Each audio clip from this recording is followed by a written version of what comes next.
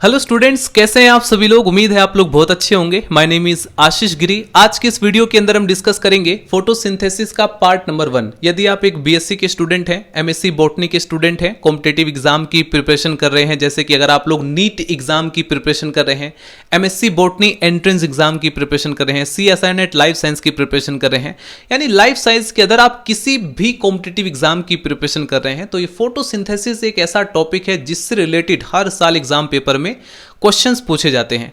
MSc के exam paper में भी लॉन्ग क्वेश्चन पूछा जाता है। इवन अगर आप देखें तो एमसीक्यूज के फॉर्म में कॉम्पिटिटिव एग्जाम में लगभग हर साल क्वेश्चंस पूछे जाते हैं। तो इसलिए स्टूडेंट्स, इस टॉपिक को मैं डिटेल में डिस्कस करने वाला हूं। पार्ट 1 और पार्ट 2 के अंदर फोटोसिंथेसिस से रिलेटेड जो बेसिक अंडरस्टैंडिंग जो हर स्टूडेंट्स के माइंड में डेवलप होनी चाहिए, पहले मैं उसको कवर करूंगा।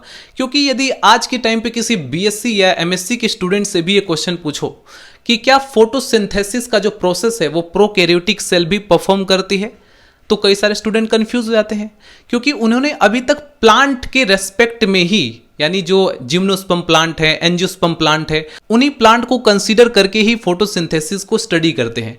अगर आप 10+12 लेवल पर भी देखें तो फोटोसिंथेसिस को by default oxygenic photosynthesis process को ही समझाया जाता है। ये जो आप फोटोसिंथेसिस के प्रोसेस में ये जो इक्वेशन आप मेंशन करते हैं, ये तभी सही है जब आप ऑक्सीजेनिक फोटोसिंथेसिस को परफॉर्म कर रहे हैं, उसको डिस्क्राइब कर रहे हैं। लेकिन सपोज कीजिए आप एनऑक्सीजेनिक फोटोसिंथेसिस को परफॉर्म कर रहे हैं, तो ये इक्वेशन राइट नहीं होगी, ये करेक्ट नहीं होगी। तो इसलिए जो बेसिक लेवल की अंडरस्टैंडिंग है वो हमारे माइंड में होनी चाहिए। अभी आप स्टूडेंट सपोज कीजिए आपसे कोई लॉजिकल पर्सन है, अभी उसे पूरी तरह से फोटोसिंथेसिस के बारे में नॉलेज भी ना हो, अगर उसने आपसे एक सिंपल सा क्वेश्चन पूछ दिया कि क्या दुनिया के सारे ऑर्गेनिज्म फोटोसिंथेसिस को परफॉर्म करते हैं, तो वहां पर आपको पता होना चाहिए कि कौन सा ऐसा ऑर्गेनिज्म है जो कि फोटोसिंथेसिस प्रोसेस को परफॉर्म कर रहा है। अगर फोटोसिंथेसिस प्रोसेस को परफॉर्म कर रहा है तो किस फोटोसिंथेसिस प्रोसेस को परफॉर्म कर रहा है, ऑक्सीजेनिक या एनऑक्सीजेनिक। तो उस तरह की जो बेसिक अंडरस्टैंडिंग है इस वीडियो के अंदर मैं कवर करने वाला हूं। तो चलिए स्टूडेंट्स, वीडियो को स्टार्ट करते हैं। सबसे पहले मैं डिस्कस करूंगा कि फोटोसिंथेसिस क्या होता है, फिर उसकी जो जनरलाइज्ड डेफिनेशन है उसके बारे में हम डिस्कस करेंगे। देखो, जिस टाइप से रेस्पिरेशन एक मेटाबॉलिक प्रोसेस होता है, उसी टाइप से फोटोसिंथेसिस भी एक मेटाबॉलिक प्रोसेस होता है। फोटोसिंथेसिस भी एनर्जी ट्रांसफॉर्मेशन का एक प्रोसेस है, जिसमें कि आप देखते हैं जो सोलर एनर्जी होती है, या जिसे आप रेडिएंट एनर्जी या लाइट एनर्जी कहते हैं, वो एनर्जी चेंज होती है केमिकल एनर्जी में। ठीक है, यानी कि एनर्जी का एक फॉर्म दूसरे फॉर्म में यहां पर कन्वर्ट हो रहा है। यानी कि फोटोसिंथेसिस को मैं कह सकता हूं कि ये जो है एनर्जी ट्रांसफॉर्मेशन का एक प्रोसेस है। अब इसमें होता क्या है, तो देखो, फोटोसिंथेसिस प्रोसेस को डिस्क्राइब करना बहुत ज्यादा डिफिकल्ट नहीं है। आप एक सिंपल अंडरस्टैंडिंग के बेस पर भी फोटोसिंथेसिस प्रोसेस को एक्सप्लेन कर सकते हैं। जैसे कि photosynthesis is a physiochemical process या metabolic process by which photosynthetic organism use light energy to drive the synthesis of organic compounds। First of all students, मैं आपको यह बता दूं कि दुनिया में कोई भी ऑर्गेनिज्म, चाहे वो प्लांट हो, प्रोटिस्ट हो, या फिर फोटोसिंथेटिक प्रोकैरियोट हो, अगर उसके अंदर एबिलिटी है फोटोसिंथेसिस प्रोसेस को परफॉर्म करने की, तो आप उसे कहेंगे फोटोसिंथेटिक ऑर्गेनिज्म, राइट। और ये ऑर्गेनिज्म करते क्या है, ये लाइट एनर्जी का यूज करते हैं ऑर्गेनिक कंपाउंड्स को सिंथेसाइज करने के लिए, ठीक है, उसकी सिंथेसिस के लिए। इस प्रोसेस में होता क्या है, in the process of photosynthesis जो फोटोसिंथेटिक ऑर्गेनिज्म होते हैं, first convert light energy into chemical energy. सबसे पहले जो लाइट एनर्जी होती है वो केमिकल एनर्जी में कन्वर्ट होती है, चेंज होती है in the form of NADPH and ATP, and later use this chemical to reduce CO2 into organic compounds. यानी कि बाद में क्या होता है, ये जो केमिकल एनर्जी है इसका यूज किया जाता है कार्बन डाइऑक्साइड को रिड्यूस करने में, उसका रिडक्शन होता है, यानी कि उसका फिक्सेशन होता है। तो दो स्टेजेस हमने फोटोसिंथेसिस के अंदर देखा।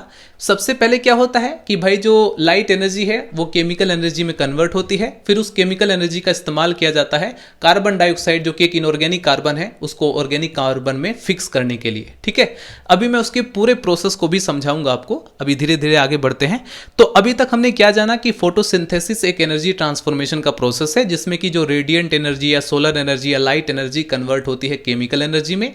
दूसरा, अगर आप देखें पूरी पृथ्वी पर सपोज कीजिए एक सेकंड के लिए कि धूप ना हो, ये जो सूर्य का प्रकाश पृथ्वी तक पहुंच रहा है, सपोज कीजिए कि ये ना पहुंचे, तो भाई फोटोसिंथेसिस प्रोसेस नहीं हो पाएगा।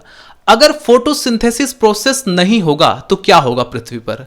जितने भी आप जीव देख रहे हैं सब के सब भूखे मर जाएंगे, क्योंकि प्लांट ही है जो कि फूड का फॉर्मेशन कर रहा है पूरी पृथ्वी पर। इसीलिए इकोलॉजी के अंदर इन्हें प्रोड्यूसर्स कहा जाता है, क्योंकि ये फूड को प्रोड्यूस कर रहे हैं। तो इसलिए students, photosynthesis primary source of food on earth पर फूड का प्राइमरी सोर्स फोटोसिंथेसिस ही है, जिसके द्वारा प्रोड्यूस कार्बोहाइड्रेट फॉर इटसेल्फ। जो प्लांट होते हैं वो खुद के लिए भी कार्बोहाइड्रेट या फूड का फॉर्मेशन करते हैं, एज वेल एज जितने भी ऐसे ऑर्गेनिज्म हैं जो कि नॉन फोटोसिंथेटिक हैं, यानी कि फोटोसिंथेसिस प्रोसेस को परफॉर्म नहीं कर पाते, उनके अंदर एबिलिटी नहीं है, उनके लिए भी फूड का फॉर्मेशन किया जाता है प्लांट्स के द्वारा। ठीक है, तो ठीक है, तो आगे बढ़ते हैं स्टूडेंट्स। ऐसे ऑर्गेनिज्म जो कि फोटोसिंथेसिस को परफॉर्म करते हैं उन्हें फोटोट्रोफ्स कहा जाएगा। क्या कहा जाएगा? फोटोट्रोप्स। और इस प्रकार से जो फोटोट्रोप्स हैं जो कि फोटोसिंथेसिस प्रोसेस को परफॉर्म कर रहे हैं, उन्हें दो कैटेगरी में डिवाइड किया जा सकता है। किस बेस पर? आइए देखते हैं। नंबर फर्स्ट है ऑक्सीजेनिक फोटोसिंथेसिस, नंबर सेकंड है एनऑक्सीजेनिक फोटोसिंथेसिस। ऑक्सीजेनिक फोटोसिंथेसिस में क्या होता है? इसमें ऑक्सीजन रिलीज होती है। जब कोई भी ऑर्गेनिज्म ऑक्सीजेनिक फोटोसिंथेसिस को परफॉर्म कर रहा है तो उस प्रोसेस के ड्यूरिंग ऑक्सीजन रिलीज होगी, यानी कि ऑक्सीजन प्रोड्यूस होगा।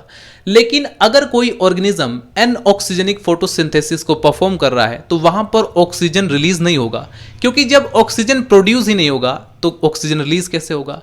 तो ये डिफरेंस होता है, ये मेन डिफरेंस है।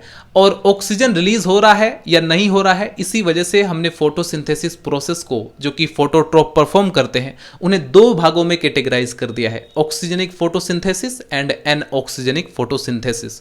अगर फ्यूचर में आपसे कोई डिफरेंस पूछे या फिर बीएससी के स्टूडेंट्स के लिए जो वाइवा लेने के लिए कोई टीचर आता है वो इस तरह के क्वेश्चंस पूछ देता है कि भाई ऑक्सीजेनिक फोटोसिंथेसिस और एनऑक्सीजेनिक फोटोसिंथेसिस में क्या डिफरेंस होता है, तो बहुत ही बेसिक डिफरेंस है। इसके बाद स्टूडेंट्स हम बात करते हैं जितने भी यूकैरियोट हैं या जितने भी ऑर्गेनिज्म हैं वो किस प्रकार से फोटोसिंथेसिस को परफॉर्म करते हैं। एक्चुअली क्या है कि देखो, इतने सारे दुनिया में ऑर्गेनिज्म हैं, अब कौन सा ऑर्गेनिज्म है जो कि फोटोसिंथेसिस को परफॉर्म कर रहा है, कौन सा नहीं कर रहा है, इसको हम कैसे एक ब्रॉड क्लासिफिकेशन की मदद से समझ सकते हैं। आइए मैं आपको समझाता हूं। देखो, सबसे पहले हम बात करते हैं, आपको इतना तो सिंपली पता ही होगा कि दुनिया में जितनी भी सेल्स आप देखते हैं उन्हें दो भागों में हमने डिवाइड कर दिया है, प्रोकैरियोट और यूकैरियोट। ठीक है, प्रोकैरियोटिक सेल और यूकैरियोटिक सेल में क्या डिफरेंस होता है ये तो आप अच्छी तरह से जानते हैं। सबसे पहले हम यूकैरियोटिक सेल की बात करते हैं। अब यूकैरियोट में हम जानते हैं जितने भी प्लांट्स हैं जो कि फोटोसिंथेसिस प्रोसेस को परफॉर्म करते हैं, उसको हमने दो भागों में डिवाइड कर दिया। एक तो एल्गी, दूसरा है लैंड प्लांट। अब एल्गी में स्टूडेंट्स आपको पता है जैसे ग्रीन एल्गी है, ब्राउन एल्गी है, रेड एल्गी है, उसको हमने यहां पर इंक्लूड कर दिया। इसके बाद लैंड प्लांट्स के अंदर जितने भी ब्रायोफाइट्स हैं, टेरिडोफाइट्स हैं, जिम्नोस्पर्म है, एंजियोस्पर्म है, ये सब लैंड प्लांट्स के अंदर आ जाते हैं। तो फोटोसिंथेसिस के बेस पर जो प्लांट्स है उनको भी दो भागों में हमने कैटेगराइज कर दिया। इसके बाद यूनिसेलुलर यूकैरियोटिक प्रोटिस्ट भी होते हैं जो कि फोटोसिंथेसिस प्रोसेस को परफॉर्म कर सकते हैं। देखो, सारे के सारे प्रोटिस्ट फोटोसिंथेसिस प्रोसेस को परफॉर्म नहीं करते हैं, लेकिन कुछ प्रोटिस्ट ऐसे होते हैं जो कि फोटोसिंथेसिस प्रोसेस को परफॉर्म करते हैं। ठीक है, पहली बात तो आपके माइंड में ये क्लियर होना चाहिए कि जो प्रोटिस्ट होते हैं वो यूकैरियोटिक यूनिसेलुलर सेल्स होती हैं और ये फोटोसिंथेटिक भी हो सकती हैं और नॉन फोटोसिंथेटिक भी होती हैं। अगर कोई प्रोटिस्ट फोटोसिंथेटिक है यानी कि फोटोसिंथेसिस प्रोसेस को परफॉर्म कर सकता है तो उसमें कौन कौन से हैं? जैसे डाइटम्स हैं, डाइटम्स एक बेस्ट एग्जांपल है। इसके अलावा फोटोसिंथेटिक प्रोटिस्ट में यूग्लिना है या डिनोफ्लेजिलेट है, ये सब एग्जांपल है फोटोसिंथेटिक प्रोटिस्ट की।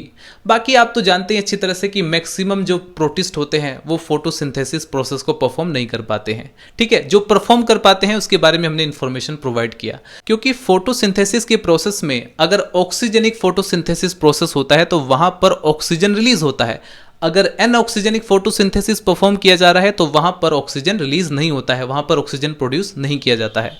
तो ये हमने डिस्कस किया स्टूडेंट्स यूकैरियोटिक सेल के रिस्पेक्ट में, जिसमें प्लांट और प्रोटिस्ट आ गए।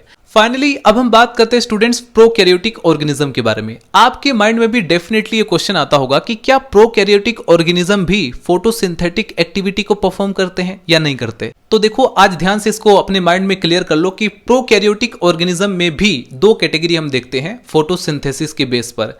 एक तो ऐसे प्रोकैरियोट्स जो कि फोटोसिंथेटिक एक्टिविटी को परफॉर्म नहीं करते, उन्हें नॉन फोटोसिंथेटिक प्रोकैरियोट्स कहा जाएगा। लेकिन ऐसे भी प्रोकैरियोट हैं जो कि फोटोसिंथेसिस एक्टिविटी को परफॉर्म करते हैं, और उनको भी फर्दर दो भागों में कैटेगराइज किया गया है, ऑक्सीजेनिक फोटोसिंथेटिक प्रोकैरियोट्स और एनऑक्सीजेनिक फोटोसिंथेटिक प्रोकैरियोट। क्योंकि यहां पर भी तो कंडीशन अप्लाई होगी कि भाई ऑक्सीजन रिलीज हो रहा है या नहीं हो रहा है, उसके बेस पर भी हमने यहां पर जो प्रोकैरियोट्स है उन्हें दो भागों में कैटेगराइज कर दिया। अब ऐसे प्रोकैरियोट जो कि ऑक्सीजनिक फोटोसिंथेसिस एक्टिविटी को परफॉर्म करते हैं तो वहां पर ऑक्सीजन रिलीज होगा, और इसका सबसे बेस्ट एग्जांपल है साइनोबैक्टीरिया।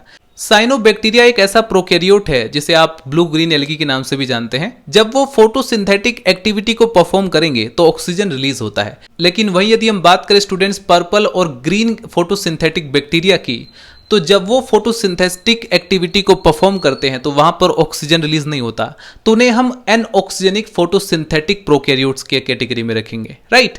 तो इस तरीके से एक ब्रॉड क्लासिफिकेशन आप कर सकते हैं जिसके बेसिस पर दुनिया में जितने भी ऑर्गेनिज्म हैं वो फोटोसिंथेसिस परफॉर्म कर रहे हैं या नहीं कर रहे हैं, उसके बेस पर आप उसे क्लासिफाई कर सकते हो, कैटेगराइज कर सकते हो। क्योंकि क्लासिफिकेशन एक सब्जेक्टिव फिनोमिना है, इसे आप किसी भी बेसिस पर परफॉर्म कर सकते हो। तो स्टूडेंट्स, अभी तक के इस पूरे ब्रॉड क्लासिफिकेशन में क्या लॉजिकल कंक्लूजन आपके माइंड में निकला है?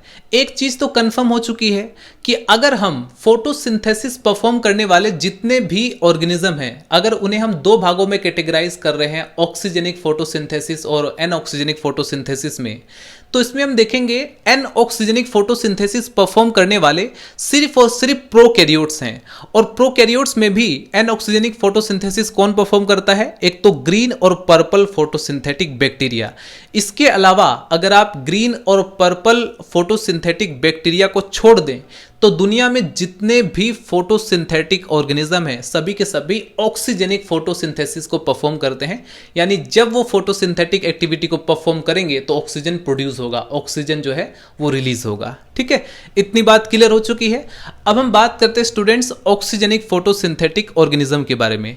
एक चीज मैं यहां पर मेंशन कर देता हूं, जैसा कि आप जानते हैं 10+12 लेवल से ही बाय डिफॉल्ट हमें ऑक्सीजेनिक फोटोसिंथेसिस के बारे में पढ़ाया जाता है। जबकि आज आपके माइंड में यह भी क्लियर हो चुका होगा कि भाई ऐसा नहीं है कि एनऑक्सीजेनिक फोटोसिंथेसिस नहीं होता है, एनऑक्सीजेनिक फोटोसिंथेसिस भी होता है। इसलिए बाय डिफॉल्ट आप ये जो इक्वेशन मेंशन करते हो, अगर यहां पर ये नहीं मेंशन करते हो कि ऑक्सीजेनिक फोटोसिंथेसिस है या एनऑक्सीजेनिक फोटोसिंथेसिस है, डायरेक्टली आपने फोटोसिंथेसिस के नाम पर ये इक्वेशन मेंशन कर दी, तो ये इक्वेशन गलत हो जाएगी। क्योंकि आपने ये मेंशन नहीं किया कि भाई ऑक्सीजेनिक है या एनऑक्सीजेनिक है। ये तभी एप्लीकेबल है जब आप मेंशन करते हो कि ऑक्सीजेनिक फोटोसिंथेसिस की इक्वेशन है ये। ठीक है, अब ऑक्सीजेनिक फोटोसिंथेसिस के प्रोसेस में ये जो इक्वेशन है, इस इक्वेशन की मदद से हम सिंपली समझ सकते हैं कि यहां पर कार्बन डाइऑक्साइड का होता है रिडक्शन और वाटर का होता है ऑक्सीडेशन, राइट। वाटर मॉलिक्यूल और लाइट की प्रेजेंटेशन में, क्लोरोफिल की प्रेजेंटेशन में CO2 का यहां पर रिडक्शन होता है, जिससे कि ऑर्गेनिक कार्बन में वो कन्वर्ट हो जाता है। CO2 एक इनऑर्गेनिक कार्बन है, लेकिन जब इसका रिडक्शन होता है तो ये कन्वर्ट हो जाता है ऑर्गेनिक कार्बन में और फाइनली ऑक्सीजन भी रिलीज होता है। ठीक है, तो ये है स्टूडेंट्स ऑक्सीजेनिक फोटोसिंथेसिस की इक्वेशन। और इसके बाद स्टूडेंट्स यहां पर एक और इंपॉर्टेंट पॉइंट है जिसे आपको समझना होगा कि ऑक्सीजेनिक जो फोटोसिंथेसिस है इसके दो इंपॉर्टेंट स्टेजेस होते हैं। ठीक है, इसे दो भागों में या दो स्टेजेस में डिवाइड किया जा सकता है। पहली स्टेज जो होती है वो लाइट डिपेंडेंट होती है। लाइट की प्रेजेंटेशन में यहां पर फोटोकेमिकल रिएक्शन परफॉर्म होती है, जिसमें कि हम देखते हैं कि वाटर का ऑक्सीडेशन होगा। वाटर जो है वो ऑक्सीडाइज होगा और ऑक्सीजन रिलीज करेगा। जब वाटर का ऑक्सीडेशन होता है तो इलेक्ट्रॉन भी रिलीज होता है, और यदि इलेक्ट्रॉन रिलीज होगा तो उसका कोई ना कोई तो एक्सेप्टर होगा। तो वो कौन एक्सेप्टर होता है? यहां पर NADP+। ये इलेक्ट्रॉन को एक्सेप्ट करके कन्वर्ट हो जाता है NADPH में, राइट। और यहां पर इस प्रोसेस के दौरान एनर्जी भी रिलीज होती है। ये जो वाटर का ऑक्सीडेशन हुआ लाइट की प्रेजेंटेशन में, ये जो फोटोकेमिकल रिएक्शन हुई, इसमें एनर्जी भी रिलीज होती है। उस एनर्जी का यूज किया जाता है ATP के फॉर्मेशन में। ठीक है, तो ये हमने फर्स्ट स्टेज का एक मोटा मोटा ओवरव्यू देखा। अब हम बात करते हैं सेकेंड स्टेज के बारे में।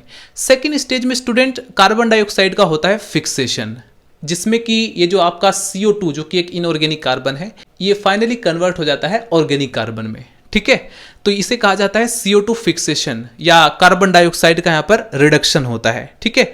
बेसिकली इसे CO2 फिक्सेशन साइकिल या पाथवे के नाम से जाना जाता है। और यहाँ पर इस प्रोसेस में एनर्जी कौन प्रोवाइड करता है, तो ATP, यहां पर ATP यूटिलाइज हो जाता है। यानी फर्स्ट स्टेज के अंदर ये जो फोटोकेमिकल रिएक्शन हुई जिससे कि एसिमिलेटरी पावर बना ATP और NADPH, इनका यूटिलाइज किया जाता है CO2 के फिक्सेशन में। ये जो हमारा NADPH बना था फर्स्ट स्टेज में, ये सेकेंड स्टेज में जाकर जब CO2 का फिक्सेशन होता है तो वहां पर इलेक्ट्रॉन प्रोवाइडर का काम करता है। और जो ATP बना था फर्स्ट स्टेज में, वो जो है सेकेंड स्टेज में यूटिलाइज हो जाता है CO2 के फिक्सेशन में। तो ये स्टूडेंट्स, आज के इस वीडियो के अंदर हमने फोटोसिंथेसिस के पार्ट 1 के अंदर बेसिक अंडरस्टैंडिंग को कवर किया। फोटोसिंथेसिस रिलेटेड हमारे माइंड में काफ़ी सारे बेसिक चीज़ें हैं जो कि कवर होनी चाहिए, जिसे मैं पार्ट 1 और पार्ट 2 के अंदर कवर करूंगा। और फिर आने वाली जितनी भी फोटोसिंथेसिस की वीडियोस होंगी उसमें हम धीरे धीरे कॉम्प्लेक्स टॉपिक को सिंप्लीफाई करके समझाने की कोशिश करेंगे। मिलते हैं स्टूडेंट्स नेक्स्ट वीडियो में। देखो, पहले मैं थ्योरी को कवर कर लेता हूं, उसके बाद मैं MCQs को भी डिस्कस करूंगा जिससे कि आपकी प्रैक्टिस होती रहे, क्योंकि एग्जाम पेपर में अल्टीमेटली आपके सामने MCQs होता है और MCQs को सोल्व करने के कुछ पैटर्न्स होते हैं, कुछ तरीके होते हैं जिनके रिगार्डिंग मैं आपको टिप्स भी शेयर करूंगा। मिलते हैं नेक्स्ट वीडियो में। Bye bye, Tata.